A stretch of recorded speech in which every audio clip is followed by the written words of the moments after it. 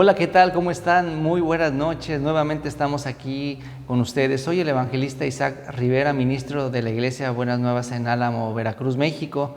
Y ahora ya estamos en nuestra quinta sesión de esta aula del Evangelio. Y en esta ocasión vamos a estudiar el tema de redención. Y como anteriormente ya hemos tocado diferentes puntos importantes de este tema tan pues básico de nuestra vida de creencia. Y es como cuando hablamos por teléfono, ¿verdad? El marcar los números exactamente es pues básico y es pues necesario para que podamos enlazar la llamada con aquella persona con la que nos vamos a contactar. Y si un número, aunque sea un dígito, es marcado equivocadamente, no podremos contactarnos con aquella persona. Así, en el Evangelio hay un gran pues amplitud de conceptos y de enseñanzas que debemos, enfocándonos a la Biblia, comprender. Entonces hoy vamos a compartir el tema de la redención y varios puntos que debemos saber primeramente acerca de esta enseñanza es el problema del pecado que nosotros habíamos visto. Nosotros ya fuimos hechos pecadores y el problema que se ha suscitado entre Dios y nosotros. No interviene una tercera persona. También otra cosa que nosotros aquí vemos es que según nuestra enseñanza antigua habíamos pensado, o al menos así había sido en mi caso, que había tres personas involucradas. O sea, como en un ejemplo que era común que nos hacían, en un caso de un delito en donde se encuentra el que fue agraviado, donde se encuentra el delincuente o el deudor, y luego ahí aparece el hijo del deudor o el familiar del deudor que hace el pago y por eso esta persona queda limpia. Esta escena es algo que nosotros comúnmente entendimos acerca de Dios. O sea, yo entendí que Dios, o así había sido enseñado, ¿verdad? Que Dios era un personaje pues lleno de ira, mientras que Jesucristo era quien tenía ese amor y esa gracia para nosotros. Pero ese es un concepto completamente equivocado. Cuando hablamos acerca de un caso de perdón, únicamente están involucradas dos personas. Si ahí estuviera involucrado un tercero, ya esto no se llevaría bien hasta sus últimos resultados. Y supongamos, en un problema entre dos personas, está el agraviado y está aquel que hizo la ofensa, ¿no? El ofensor y el agraviado. Entonces, entre estos dos personajes tiene que realizarse la solución. Si el agraviado dice al agresor, bueno, ¿sabes qué? Ya no tengo problema, ya te perdono. Únicamente este problema entre los dos involucrados debe solucionarse. Ningún tercero debe meterse en este problema. Si alguien ajeno entra allí, entonces no puede resolverse este problema. Por eso no podemos decir que Dios, nosotros y Jesucristo son tres personajes que intervienen en el asunto del perdón de nuestros pecados. Por ese motivo, ¿cómo es que podemos explicar esto? Dios es quien preparó y quien deseó, ¿verdad?, dar la salvación a nosotros, y por lo tanto, nosotros quienes pecamos, quienes somos los ofensores, no podemos hacer nada, no podemos resolver el problema del pecado, no podemos pagar esa deuda. Por lo tanto, entre este asunto, entre nosotros dos, entre nosotros los seres humanos pecadores y Dios tuvo ese deseo de perdonar al hombre y de buscar la solución para que el hombre fuera limpio. únicamente dependió de Dios. Y en ese deseo y en esa búsqueda, ¿verdad?, de Dios, en ese plan para perdonar al hombre, es que Dios mismo se hizo humano y se manifestó en la forma de Jesucristo.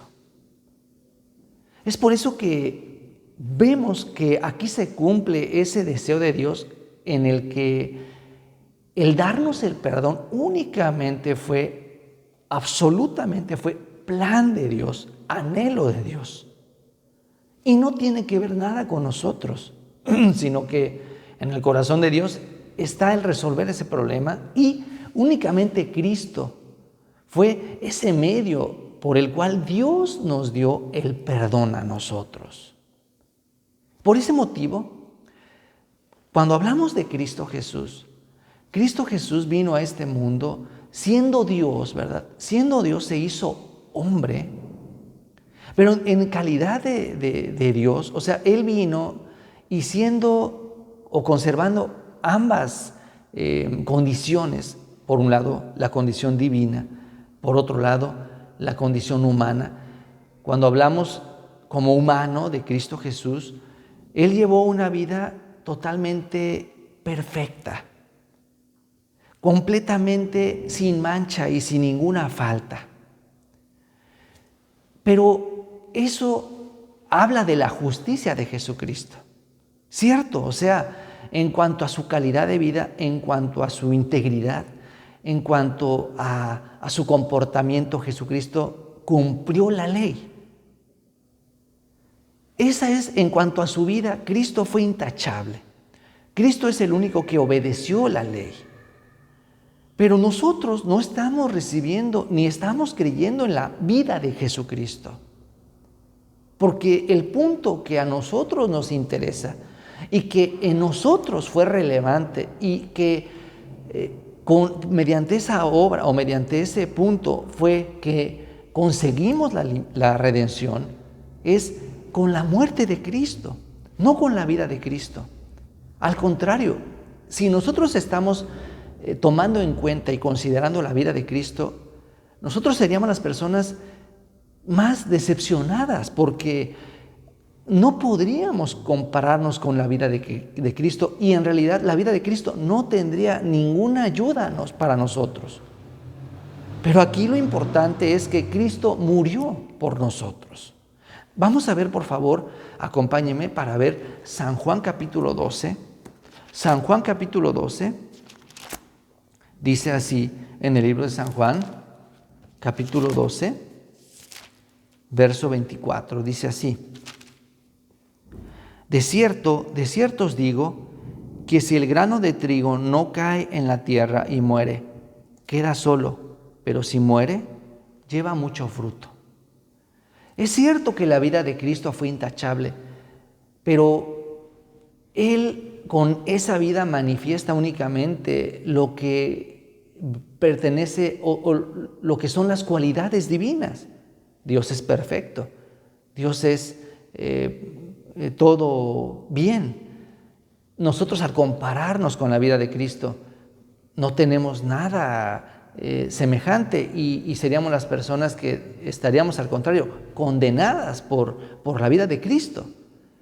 Pero aquí lo importante es que Cristo murió y eso es lo que nos interesa. La muerte de Cristo, el propósito de Dios y el regalo de Dios, y digamos, la obra de Dios fue que Cristo muriera. Ese es el punto que nos interesa y en el cual Dios tenía gran voluntad para ofrecer a nosotros. Por eso, si vemos nosotros en el libro de Hebreos, capítulo 10, por favor acompáñenme para ver en el libro de Hebreos, capítulo 10, dice en el verso, capítulo 10, en el verso 5, por lo cual, entrando en el mundo, dice: sacrificio y ofrenda no quisiste, mas me preparaste cuerpo. Holocaustos y expiaciones por el pecado no te agradaron. Aquí Cristo está refiriéndose al deseo de Dios de que tenía que venir al mundo como un humano, como ser humano, con cuerpo humano, para ofrecerse en sacrificio por nosotros. De manera que ese deseo de que el Señor muriera por nosotros fue de Dios mismo. Cristo es Dios mismo. Cristo se hizo humano con únicamente esa finalidad. No tiene nada que ver con nosotros.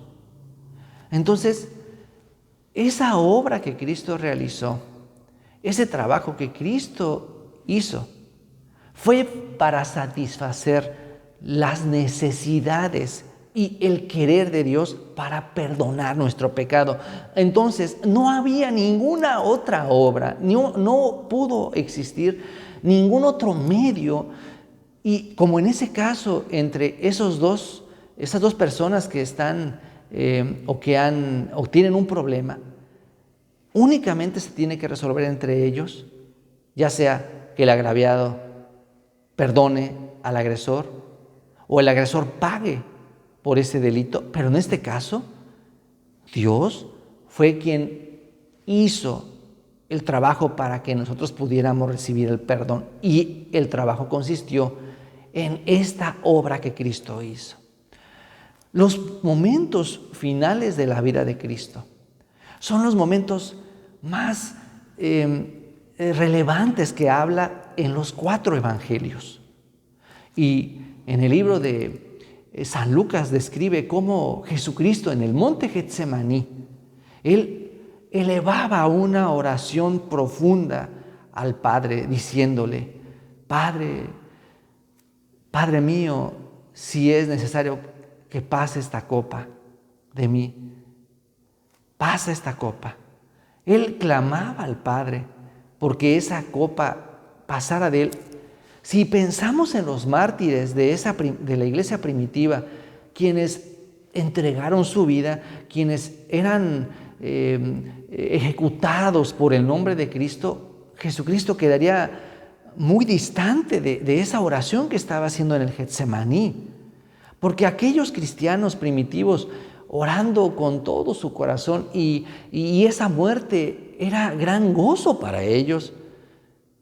Pero entonces Cristo, aquí en el monte Getsemaní, con gran dolor y sufrimiento, Él clamaba al Padre: pase de mí esta copa, pero no sea lo que yo quiero, sino lo que tú. ¿A qué se refería Jesucristo con esa oración que Él hizo en el Getsemaní? No estaba hablando de ese momento de mártir que iba a pasar ya en unos momentos más, ¿verdad? No estaba hablando de ese dolor o de ese sacrificio, sufrimiento que iba a pasar ahí en la cruz, sino que Jesucristo estaba hablando de esa copa, de ese pecado que iba a cargar, de ese momento en donde Él iba a ser juzgado por el pecado. Entonces, Dios tan exactamente estaba resolviendo el problema del pecado a través de la venida de Cristo Jesús, a través de su cuerpo. Él cargaba los pecados de todo el mundo, y eso es lo que Jesús estaba allí haciendo hincapié. Sabía que Él recibiría el pecado del mundo, sabía que Él sería juzgado por el pecado del mundo, solamente por el deseo del Padre de perdonar y de resolver el pecado nuestro. Así que en Isaías capítulo 53, acompáñenme para ver en el libro de Isaías capítulo 53. Dice así, una preciosa expresión que el profeta en visión acerca de Jesucristo, él ha observado. Dice, capítulo 53, vamos a ver, dice el verso 5, respecto a ese momento, desde el momento de su entrega ya ante Pilatos, ante los soldados romanos, ante los judíos, ante los gentiles. Parece, hermanos, que una multitud de personas, de gobiernos, de sistemas religiosos se levantaron contra Cristo. Parece que todos ellos a una voz entregaron a Cristo y ejecutaron a Cristo como si hubiera sido el ser humano mismo quien hubiera cumplido esa muerte del Señor. Pero Jesucristo mismo dijo: yo puedo llamar a una legión de ángeles y ser librado de este momento. Encontramos entonces que, hermanos, no hubo, o sea, aunque parece que las multitudes, las personas, el gobierno, las autoridades se unieron para decidir esta muerte de Cristo, no es así. Dios era quien estaba realizando esta obra. ¿Por qué, hermanos? Porque Cristo estaba cargando el pecado de nosotros. Vamos a ver Isaías capítulo 53. Dice el verso 5: mas Él herido fue por nuestras rebeliones, molido por nuestros pecados. El castigo de nuestra paz fue sobre Él, y por su llaga fuimos nosotros curados. Esto es muy importante, el verso 6, lo que sigue. Todos nosotros nos descarriamos como ovejas, cada cual se apartó por su camino, mas Jehová cargó en Él el pecado de todos nosotros. ¿Por qué Dios no intervino ante esa sufrimiento, esa aflicción de su Hijo? Cristo mismo dice, en ese lugar del suplicio: Dios mío, ¿por qué me has abandonado? Efectivamente eso estaba ocurriendo, hermanos. No simplemente Dios vagamente resolvió el problema del pecado, sino que mandó, preparó a su Hijo que viniera al mundo y cargara los pecados del mundo y juzgara los pecados del mundo. Aquí está declarando el profeta: mas Jehová cargó en Él los pecados, el pecado de todos nosotros. No fue Judas quien entregó a Cristo, no fue Pilatos quien sentenció a Cristo, no fueron los fariseos y el sistema religioso quien condenó a Cristo. Fue el Padre quien estaba por nosotros, hermanos, resolviendo el problema del pecado. El Padre es quien entregó a su Hijo, y sin ninguna intervención y sin ninguna piedad, porque era la única manera para resolver el pecado de la humanidad. Así que, hermanos, esta obra, esta muerte de Cristo, la cruz de Cristo, representa la solución de nuestros pecados. Y una cosa más yo quiero decir, hermanos: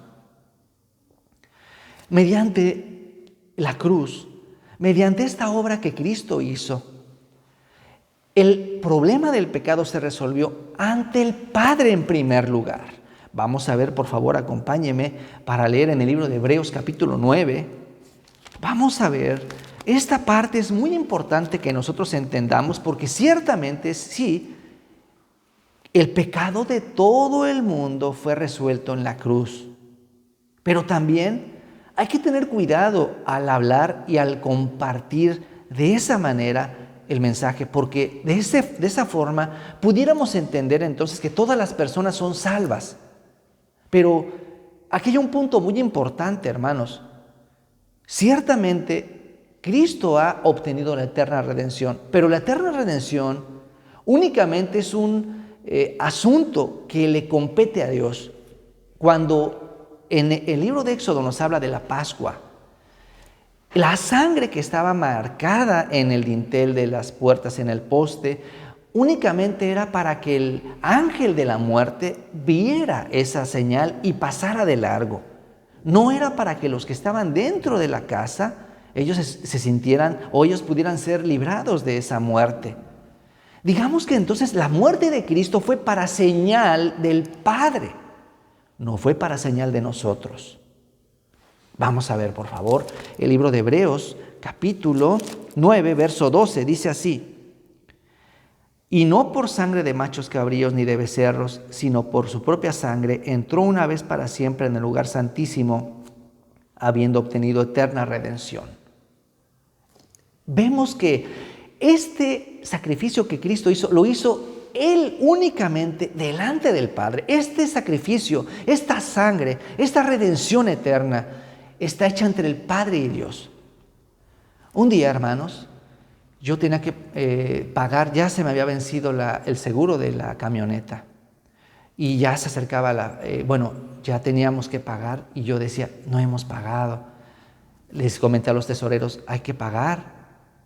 Entonces ellos me mandaron, pero cuando yo hablé a la